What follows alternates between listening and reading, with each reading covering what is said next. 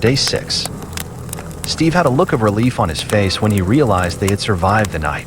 Jake said, "After we eat breakfast, we should try to get to the barn to get the boards we need to board up the rest of the window."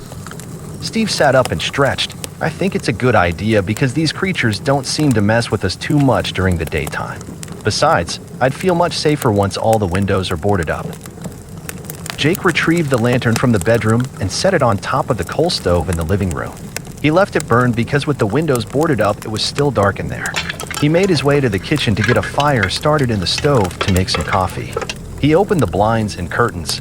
Enough light came through the front and side kitchen windows. He could put the lantern out which burned on the kitchen table.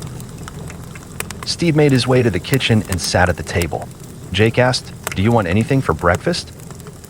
Steve yawned and said, "Just a cup of coffee. It'll be ready in a few minutes."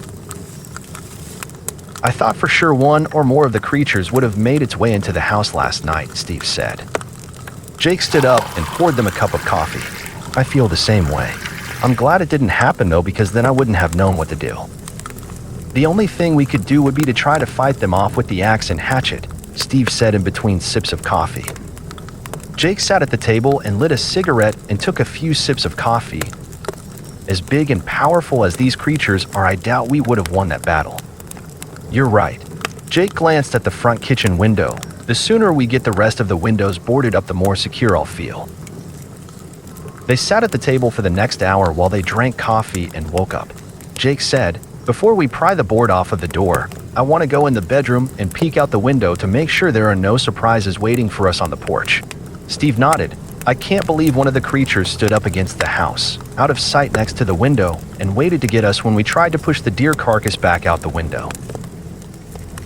Jake said that Bigfoot was intelligent because it knew exactly where to stand so we couldn't see it. It seemed more interested in the deer than it did trying to get us. "Do you want to go look through the window while I pry the board away from the door, or do you want to remove the board?"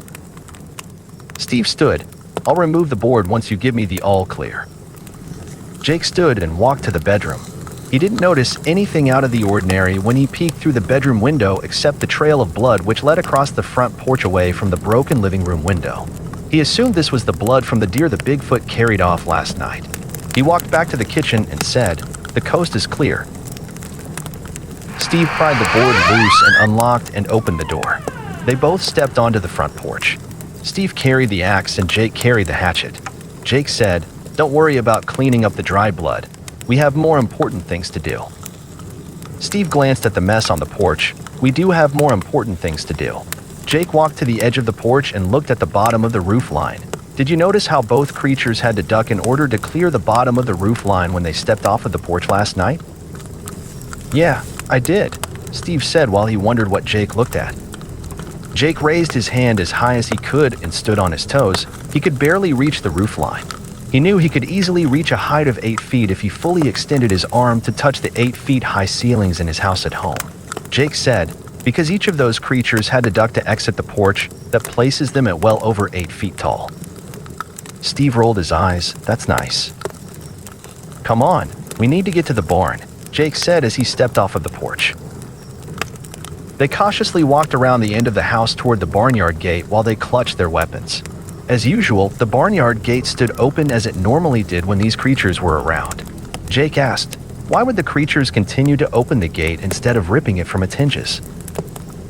"We can chalk that up as another mystery like the marks across the road we saw when we first arrived," Steve said. "Yeah, I just don't get it," Jake said while he opened the gate. "Maybe they're fascinated with the wrought iron gate latch." They followed the blood trail through the gate and into the barnyard. When they neared the fire pit in the middle of the barnyard, they stopped dead in their tracks.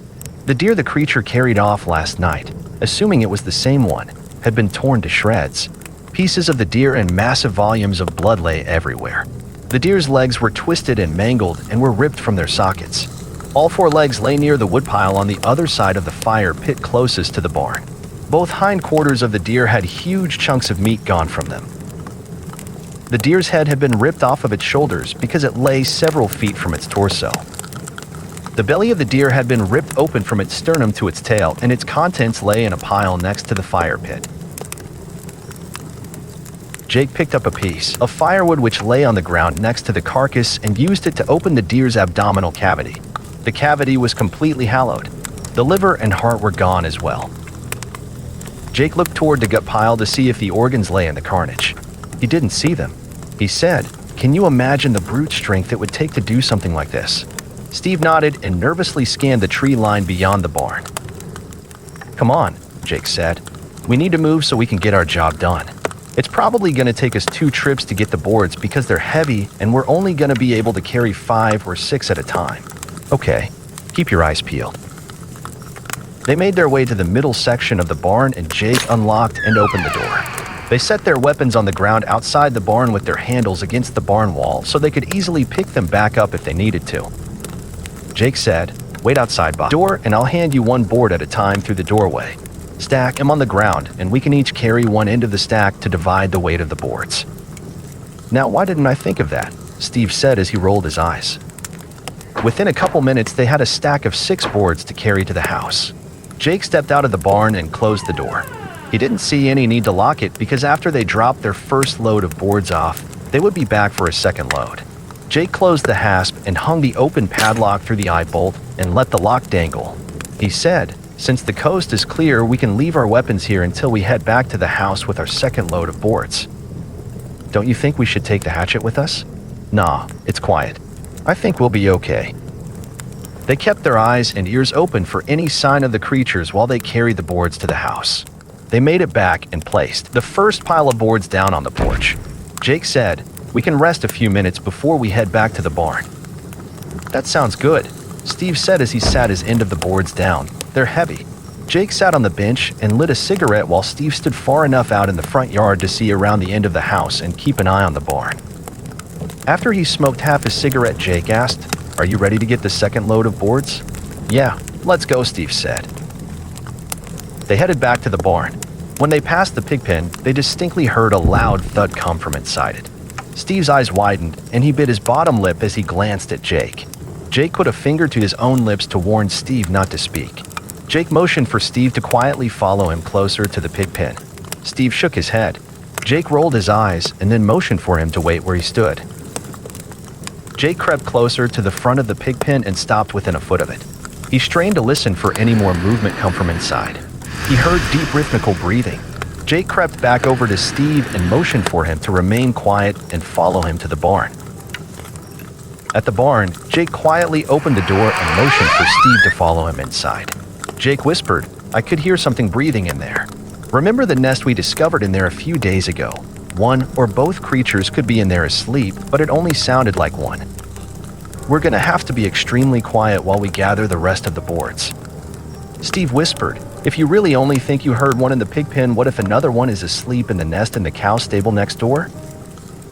Jake didn't think about that and whispered, "Hand me the axe." Steve handed the axe to Jake and he motioned for Steve to wait while he crept toward the feeding window at the back of the barn. He quietly stood with his back against the wall to the right of the opening and held the axe at the ready. He held his breath while he quickly leaned toward the opening and turned his head to glance into the stable. Sure enough, another Bigfoot lay there asleep. The Bigfoot was massive. It filled the entire nest. It laid in a semi-fetal position. It had its legs partially drawn up toward its chest. Jake lowered the axe while he tiptoed back toward Steve. He nodded his head several times to alert Steve there was another Bigfoot in there. Steve hailed and his eyes grew as big as vine-ripened beefsteak tomatoes. Jake motioned for him to step outside with him. Jake whispered, "There's a huge Bigfoot in there asleep. We're gonna have to be quiet and take a chance and get the rest of the boards we need to finish boarding up the windows." "Hell no," Steve whispered. "I'm going back to the house. We don't know how dangerous these things are, and I'd expect them to be even more so if we wake them up." Steve turned to walk back to the house and Jake grabbed his shoulder and whispered, "If we don't get the rest of the windows boarded up, we'll certainly, without a doubt, learn how dangerous these things are when they break into the house to kill us." Jake's comment changed Steve's mind because Steve stepped back inside the barn and quietly handed Jake 2 boards at a time. Jake quietly stacked the boards on the ground to form another pile of a half dozen. When Steve pulled the last 2 boards from the pile, an old pitchfork which leaned up against the front wall of the barn fell over and made a loud metal and wood thwacking sound when its tines and wooden handle hit the wooden barn floor. They stood frozen in place and held their breath. They heard a grunt come from the cow stable. They heard what sounded like a bloodhound whining like it would if it tracked something. Jake assumed the Bigfoot tried to determine by sound and scent where the noise had come from. It continued to sniff the air a few more times and stopped. They didn't hear any more noise come from the cow stable, so they assumed the Bigfoot laid back down and went back to sleep. Jake gently took the last 2 boards from Steve and quietly placed them on the pile outside. He then motioned for Steve to grab the pitchfork and quietly exit the barn. Jake gently closed and locked the door behind him. They laid the pitchfork, axe, and hatchet on top of the pile of boards. Steve picked up one end of the pile while Jake picked up the other end. They walked back toward the house. Jake glanced back toward the barn and noticed the Bigfoot from the cow stable as it watched them from beside the front corner of the barn. It had a look of disgust on its face as it glowered at them. Jake whispered, "Look toward the barn." Steve saw the Bigfoot and dropped his end of the boards. Jake shouted, "Hurry up and pick up your end of the boards while I pick up the weapons and help me get everything back to the house." They picked the boards and weapons back up and watched as the Bigfoot turned around and lumbered toward the back of the barn. They hurriedly made their way to the house and threw the boards down on top of the first pile on the porch. Their weapons fell off the pile of boards and scraped the concrete porch floor. Jake grabbed the axe and hatchet and laid them on the bench. Steve stood the pitchfork up and leaned it against the wall near the front door. While he tried to catch his breath, Jake said, "I'm glad the Bigfoot didn't give chase. We evidently didn't wake the one up in the pig pen because I didn't see any sign of it. I'm also happy we found the pitchfork because we now have another weapon to add to our inadequate arsenal." "Yeah, me too," Steve said as he breathed heavily. Jake asked, "Do you think we have enough boards to cover the remaining windows?" "I think so," Steve said. "I also think we should have a couple of extras left over." Jake suggested they take a quick break and calm down before they began to board up the windows. Like before, Jake sat on the bench and lit a cigarette while Steve stood where he could monitor the barnyard and make sure the creatures didn't sneak up on them. Steve said, "I don't see any sign of either Bigfoot." "Then we need to get busy," Jake said. Steve said, "The hammering is going to wake up the other Bigfoot." "If the other one isn't already awake, I'd be surprised," Jake said.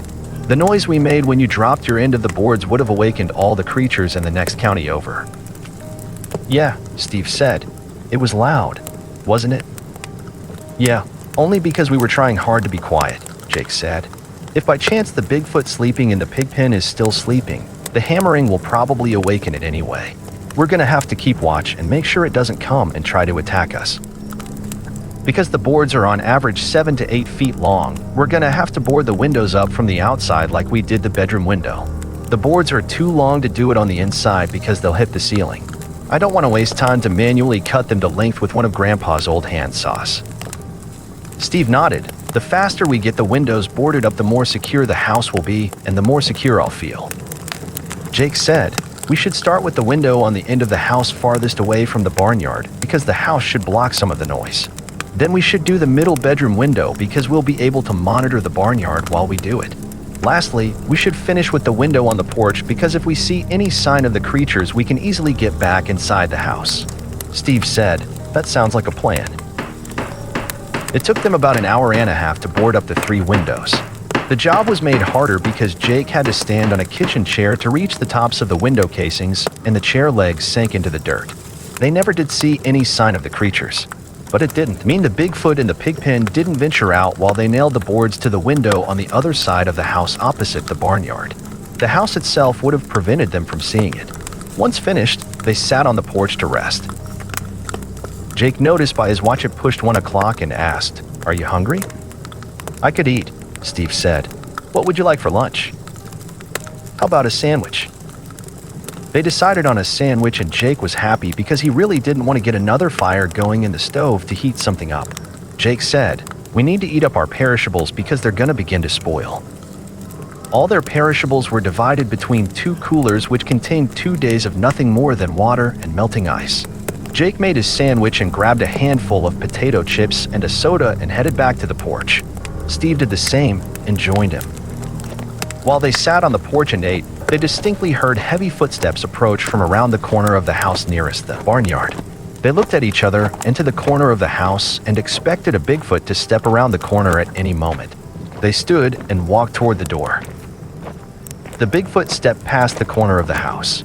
They stood frozen in place and hoped it wouldn't see them. They watched as the Bigfoot lumbered toward the fence and casually stepped over it about 3 feet to the right of the front gate. It stepped over the fence like it wasn't there. It continued to lumber toward the wash house and turned right and lumbered over the riverbank. They watched it step across the river onto the island, and then watched as it continued across the island and into the other part of the river on the other side. They watched it lumber out of sight. When the Bigfoot lumbered past the corner of the house, it never turned its head to look in their direction. They were thankful it didn't notice them while they stood there. They breathed again at the same instant. They were dazed and confused over what they witnessed. Jake said, "That creature was on a mission." "It sure seems that way. I'm happy it didn't see us." Steve sat and Jake stepped out into the yard to look toward the barnyard to see if the other Bigfoot followed the first one. There was no sign of the other Bigfoot. Jake rejoined Steve on the porch and sat to finish his lunch. They discussed where they thought the creature was headed. They also discussed how lucky they were because the creature didn't see them. Jake said, "There's an old dirt road which leads up into the mountains on the other side of the river. It's seldom used because it's too treacherous and overgrown with brush. I know what you're thinking, but that road is twice as long as the road we came in here on. If we cross the river where the Bigfoot did, the road is 7 miles back to the hard road in one direction and 5 miles up into the mountains in the other. We'd be no better off than if we tried to climb the road behind the house to get to the neighbors at the top of the mountain. There's just no way out," Steve said as he threw his arms in the air. "All routes out of here are going to be cut off by the creatures no matter what." Jake nodded and said, "Our best bet is to stick with our original escape plan. We're going to have to either wait for the neighbors to come check on things or for the hillbillies to return. Hopefully, either one will happen soon because I'm getting tired of this cat and mouse game." Just as Jake finished his last sentence, a Bigfoot howled on the ridge behind the house. It howled 3 times before the howls faded away. Steve said, "The creatures seem to be everywhere." "They're probably observing us this very moment," Jake said. "I suspect the creature which just crossed the river is watching us from a place where we can't see it." "That's not too comforting," Steve said and asked, "Do you think it'd be possible to make it to the car?" "Not likely given the big male we saw the other day. He'll probably be on the lookout for us if we try to attempt it." "Aren't you giving the creatures too much credit?" "Why?" "They're animals. They don't have the ability to think and rationalize like we do," Steve said and asked, "Do you honestly think the big male we saw at the car the other day is going to sit there wait for us to come back? Don't you think at some point it would have to go off and look for food or tend to its mate or something?" "You've got a good point. How about if we try to make it to the car at first light?" Steve asked. "There's no hurt in trying unless one of those creatures gets a hold of one of us. We can see how far we can make it." "Hopefully we can make it away from this godforsaken place and all the way back home," Steve said. "We should have just cut our losses and left the other day when we made it to the car to go into town." Jake nodded. "We didn't know what was going on the other day. We didn't know we were dealing with Bigfoot. We still have a few hours left before dark. I suggest we empty and clean the chamber pots and bring in some more firewood while the sun is still shining." "Good idea," Steve said as he ran his hand through his hair. "I assume we won't be using the outhouse anymore, knowing the creatures are using the pig pen and cow stable as their own personal hotel rooms." Jake laughed and said, "You assumed right. I don't even want to go back out to the barnyard unless I have to." They went back into the house to retrieve the chamber pots. Jake grabbed the pitchfork when he stepped back onto the porch and Steve picked up the axe. Jake said, "We'll have to go down over the riverbank near where the Bigfoot did to empty the pots and wash them out. There's a small path there which leads to the river's edge. We can take turns and stand on the riverbank to keep watch for any sign of the creatures." "I'll keep the first watch," Steve said as he stood at the top of the path. Jake descended the path to the river and quickly emptied his chamber pot and dunked it under the surface of the water 2 to 3 times to make sure it was amply cleaned out. He climbed the path back up to the top of the bank so Steve could do the same while he stood watch. There was no sign of the creatures, so they returned to the house and put their chamber pots away and headed to the woodpile to gather a few loads of firewood. They made 2 trips back and forth to the woodpile. They carried a large armload of firewood back to the house each time and deposited it into the wood box in the kitchen. Since they had completed their chores, Jake wanted to talk with Steve more about planning their escape they had scheduled for the following morning. Jake grabbed a bottle of water and offered Steve one on their way to the porch. Jake sat on the bench and lit up a cigarette and opened his water. Steve sat across the porch on the porch swing. Jake said, "The fastest and most direct route to the swinging bridge is to cut through the property of the retreat. However, we'll be completely visible to the creatures while we make our escape. You've seen it. The tree cover is pretty much non-existent. The trees on the property were cleared away a long time ago. Besides the 2 small apple trees in the backyard, only 3 pine trees remain around the house. And they won't provide enough coverage while we make our way to the bridge. The path from the house to the bridge is in the middle of the wide open field. If we choose this route, we'll be completely visible to the creatures. We should take the road, but stay in the tree line along the river. We can remain completely concealed until we get to where we'll have to cross the road and re-enter the trees to continue up the path to the bridge. I like your taking the road and staying hid in the tree line idea better so far," Steve said. Jake said, "We can stay in the tree line until we reach the bridge. We're gonna have to move slowly and make the least amount of noise possible. We don't want to alert the creatures to our approach. When we reach the bridge, we can remain hidden in the underbrush and try to see if the big male is still standing guard across the river. If we don't see him, we can walk across the bridge and get into the car and hopefully get away. We can't carry anything with us that'll slow us down. You do realize we're gonna have to leave everything behind, right?" "The only thing I'm taking with me are the clothes on my back and either the pitchfork or axe," Steve said. Jake said, "That's what I plan to do." "Do you think it'll be better to leave in the daylight or under the cover of darkness?" Steve asked.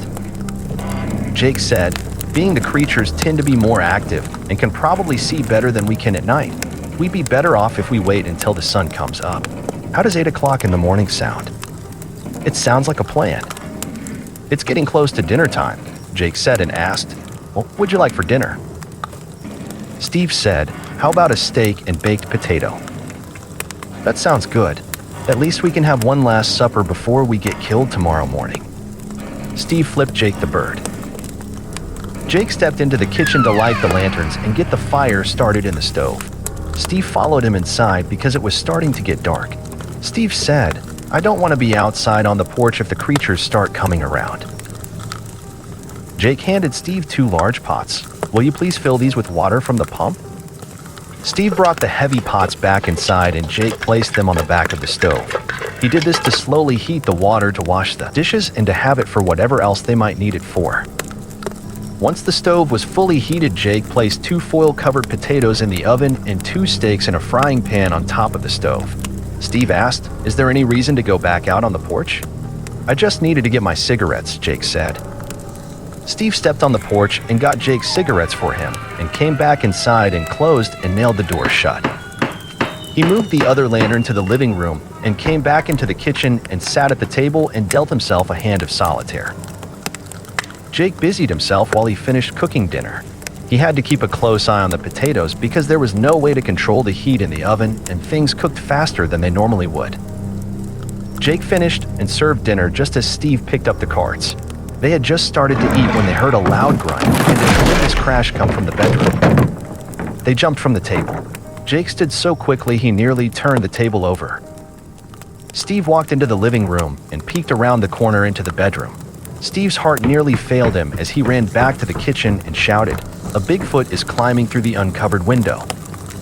Jake raced to the door and grabbed the hammer and pried the board away. They could hear the Bigfoot as it made its way inside the house. It grunted and growled as it quickly approached the kitchen.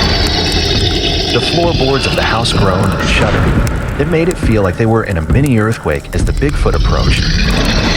Jake got the board off of the door, and the door opened just as the Bigfoot walked into the kitchen. Steve ran out the door, and as Jake ran out behind him, he pulled the door shut.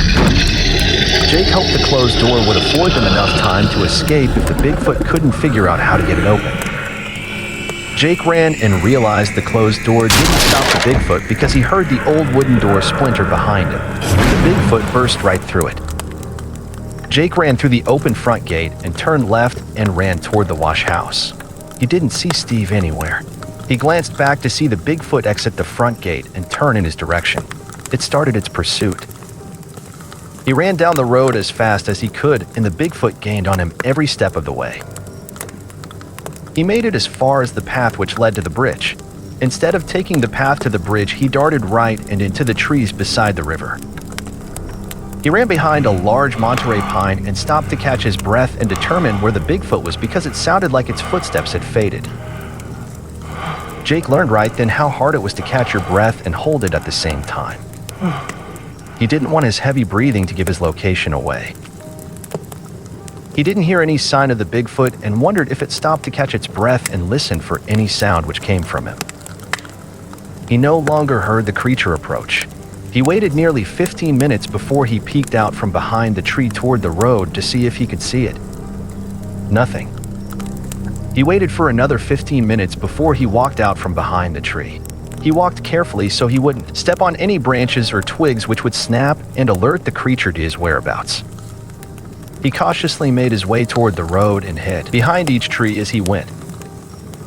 When he made it to the edge of the road, he looked as far as the darkness would allow him, and he still saw no sign of the creature. Jake stood there and tried to contemplate his next move. He was worried about Steve because he had no idea where he had gone. He hoped Steve had sense enough not to run out into the barnyard and ride into one or more creatures which might have waited to ambush them. Jake still didn't hear or see any sign of the Bigfoot which chased him. He stepped back out into the road and scanned the tree line and looked for a large tree limb. He found an oak branch on the ground about 10 yards away. It was approximately 5 feet long and 4 inches thick down its length. He picked it up and hid as he quietly cleared it of its leaves and offshoots. He planned to use the branch as a makeshift weapon. Jake stayed a few feet back in the tree line as he made his way toward the side gate of the retreat. He walked a couple hundred yards to the gate as he took 4 to 5 steps at a time before he stopped to listen for the creature. He made it to the gate and climbed over the top of it, because it was locked from the inside, which was customary when no one stayed there. Because the area around the retreat was pretty sparse with trees, he was out in the wide open and felt vulnerable. He decided to run to the back of the house where he might be able to jimmy the back door open. When he made his way around the corner of the house, it became apparent there was no back door.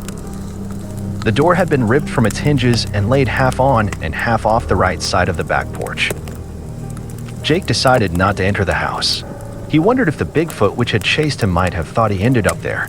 He thought it might have broken the door down to get in and find him. He wondered if it might still be in there. He didn't waste much time as he stood there thinking because the Bigfoot could appear at any moment. He hightailed it behind the tool shed in the backyard. The tool shed stood nearly 10 feet tall and was approximately 30 feet long. It sat to the left and about 60 feet from the back of the house. Jake thought the tool shed might be a perfect place to stop and rest because he could sit with his back against the back of the shed while he scanned the bottom. Besides foot-tall weeds, there were no trees to obstruct his view. He could easily see any Bigfoot approach from the woods on all sides. The closest tree line was on the other side of the fence near the river, and it stood approximately 350 yards to his left. While Jake rested, he realized there was still no sign of Steve. He worried Steve didn't escape the creatures. He hoped above all else Steve hid out somewhere like he was. As he rested, he realized he had his keys on him because they dug into his thigh through his front left jeans pocket.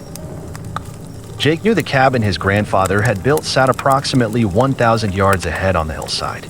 Since he had his keys, he knew if he could get to it and get inside, he would be safe. He doubted the creatures could bust their way into the cabin because it was built too solid. The door had a 4x4-inch brace which rested horizontally across the inside of it.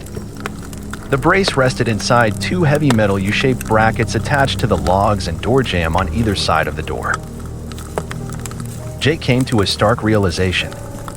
He thought, maybe my grandparents or perhaps the residents of the retreat have been harassed by these creatures in the past. Is this the reason Grandpa built the cabin so sturdy to begin with? Is this so they would have a place to escape to if a similar event happened to them? I can't wrap my head around this because surely Grandma and Grandpa would have warned me about these creatures a long time ago. They wouldn't have let me play by myself up behind the barn as a young kid knowing these things roamed around on the property. Good day." Jake sat in place for another hour before he decided to run to the cabin. He stood and walked toward the end of the tool shed closest to the back door of the house and peeked around the corner to see if there was any sign of the Bigfoot. He watched and listened for a couple minutes. He didn't see or hear anything, so he thought about running into the retreat to see if he could find any type of weapon. His gut instinct warned against going into the house because the Bigfoot could be hiding anywhere inside, lying in wait. Jake listened to his gut and turned back around and walked back to where he had sat.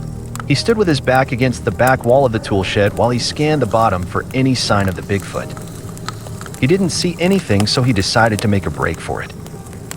Jake ran as fast as he could across the bottom with his club clutched in both hands. He briefly stopped to catch his breath when he reached the tree line at the bottom of the hillside just below the cabin. He turned around and again scanned the bottom for any sign of the Bigfoot.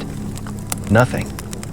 He thought maybe the Bigfoot was still holed up in the retreat or decided to head back to the forest. His latter thought frightened him more because now it could be anywhere.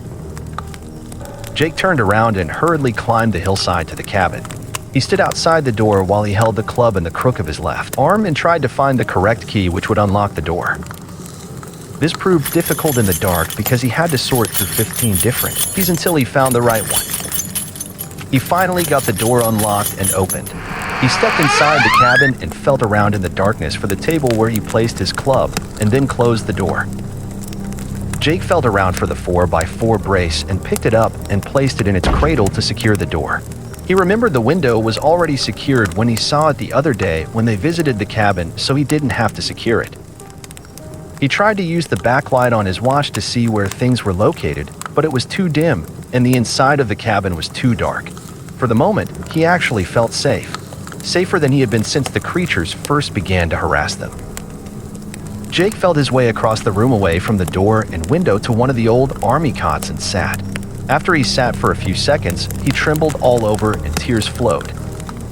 He knew he had ran on pure adrenaline for the past 2 hours. He also knew he had really not had anything to eat since dinner the night before. He had only taken a few bites before the Bigfoot broke the window out and made its way inside the house. Here in the cabin, there was no food, let alone anything to drink. Worst of all, he had left his cigarettes and lighter lay on the kitchen table. Smoking a cigarette would help him to calm down faster. He considered the fact this might just be a good time to quit smoking altogether. After several minutes, Jake slowly began to calm down, then he worried about Steve. He thought, will I ever see Steve again, either alive or dead? He obviously prayed for the former. Because he hadn't seen Steve since they fled from the house, he assumed the worst. He had already decided on the fact he might find Steve's remains somewhere on the property the next morning. Jake thought, what will I tell Steve's family? What will I do without my best friend? What will I tell the authorities? What will I tell the world?